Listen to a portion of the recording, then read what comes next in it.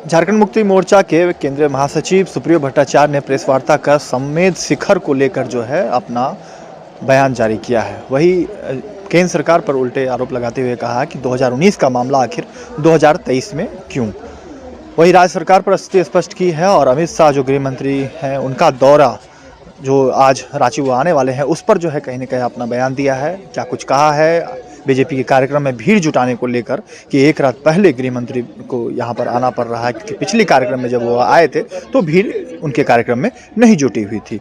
वही 1932 खतियान सरना कोड लागू करने को लेकर जो है अपना स्थिति केंद्र सरकार और बीजेपी पर स्पष्ट करने की बात कही है। क्या कुछ कहा है गृह मंत्री अमित शाह के दौरे को लेकर, पूर्व मुख्यमंत्री बाबूलाल मरांडी को लेकर, या कुछ देखिए। जो जानकारी मिली आप लोगों से कि भारतीय जनता पार्टी के नेता और इस देश के गृह मंत्री कल शायद चाईबासा जाएंगे और चाईबासा जाने के लिए वो आज ही रांची आ जा रहे हैं।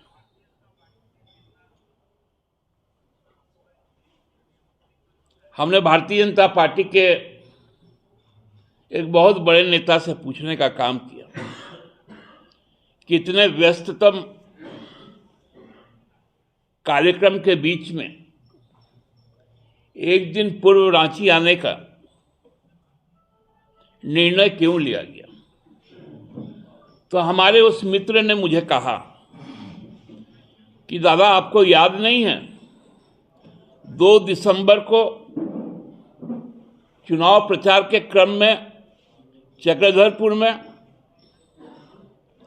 वो रांची आए थे, 11 बजे पहुंच गए थे, 11:30 से सभा होनी थी, 10-15 लोग भी नहीं जुटे थे।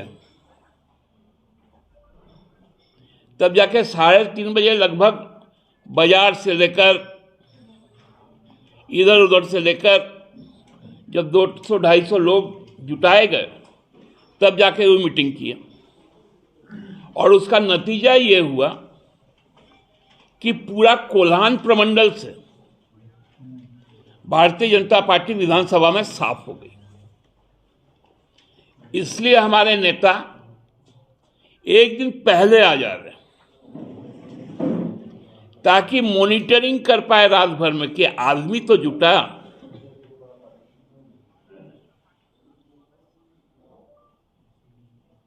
आज से ही लोगों को भेजना शुरू कर दिया गया।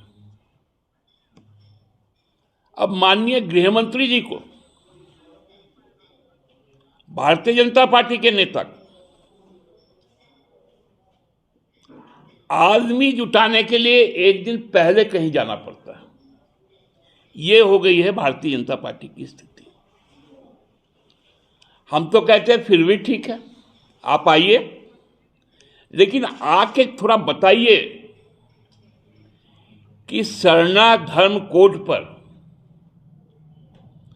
आपके सरकार की और आपके पार्टी की राय क्या है। 1932 के पहचान पर जो बातें हम लोगों ने 3 तारीख को आप लोगों से कही थी, उसके बाद जिस प्रकार का नया नौटंकी भारतीय जनता पार्टी का सामने आया था और फिर कल माननीय मुख्यमंत्री जी ने जब बहुत मीठे शब्दों में उनकी गलती का एहसास भारतीय जनता पार्टी को करवाया, उसके बाद बाध्य होकर भारत सरकार की जो जिद थी कि हम पारसनाथ को इको टूरिज्म का एक हब बनाएंगे और उस इलाके को वाइल्ड लाइफ सेंचुरी के तौर पे विकसित करेंगे, उससे उनको पीछे हटना पड़ा। ये 2019 में ही हो जाना चाहिए था, लेकिन जानबूझकर ताकि जो पाप लोगों ने किया था उस पाप का घड़ा दूसरे पर फोड़ने की जो उनकी मंशा थी वो कामयाब नहीं हो पाया। हम लोग शुरू से इस बात को कहते आए कि 200 साल से ऊपर जो परंपरा है, जो व्यवस्थाएं बनी हुई है, उस व्यवस्था के साथ छेड़छाड़ नहीं होना चाहिए। लेकिन जैसे ही भारत सरकार को एहसास हुआ कि उनके गृह मंत्री झारखंड दौरा पे आ रहे हैं,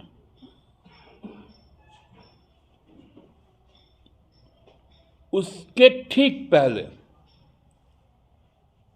ये कपट भरा चाल चला गया। लेकिन भारतीय जनता पार्टी को की नीयत को समझना बड़ा मुश्किल है।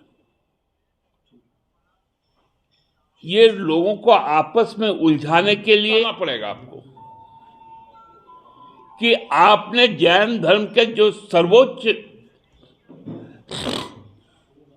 पवित्र स्थल है उसमें किस परिस्थिति में 2019 पर उसको अभयारण्य और इको टूरिज्म सेक्टर के रूप में चिन्हित किया था।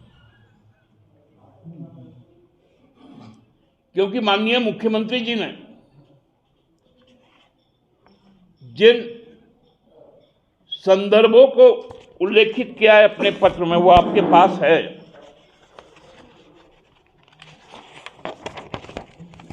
और वो यही है, अनुच्छेद पारा 2 के उपपारा 3 के छठवें जो वर्ग है, पर्यटन सहित पारिस्थितिक पर्यटन। दूसरा जो पैरा 3 का जो उपपैरा है, पर्यटन का पारिस्थितिक पर्यटन और उसके निर्माण के संबंध में। यही तो वो गजट था।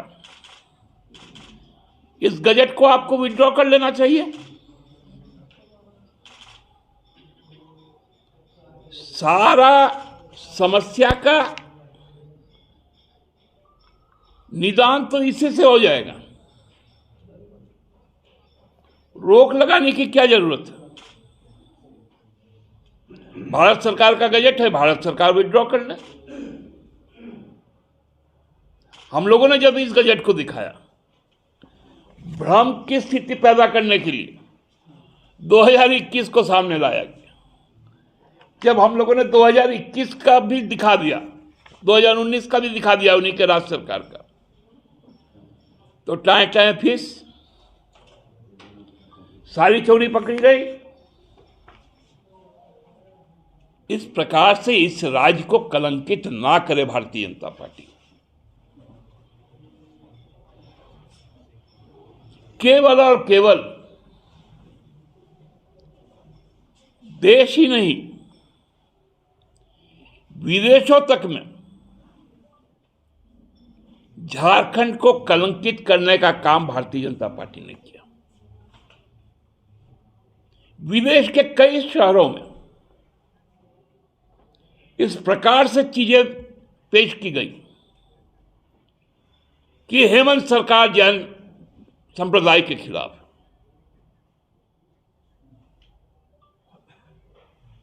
राज्य सरकार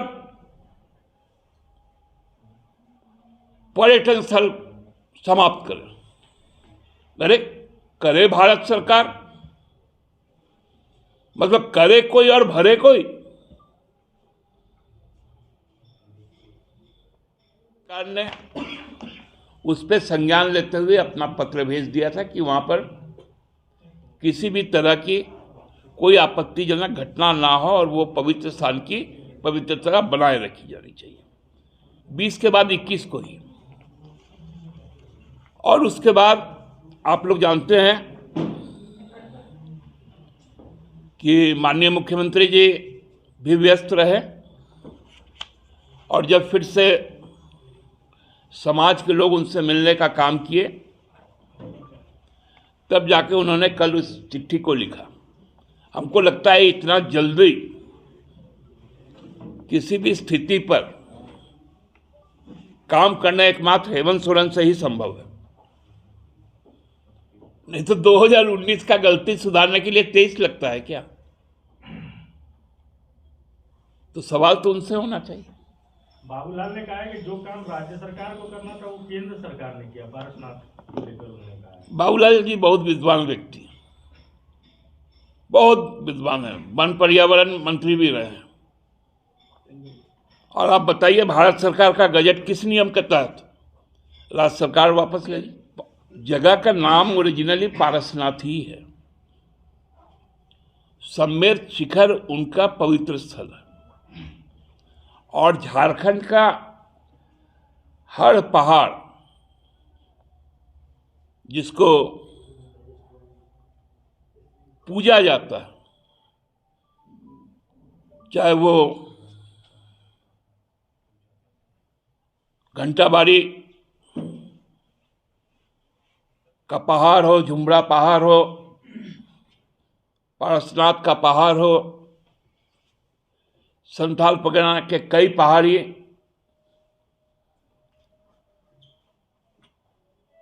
चाहे बिरसा मुंडा का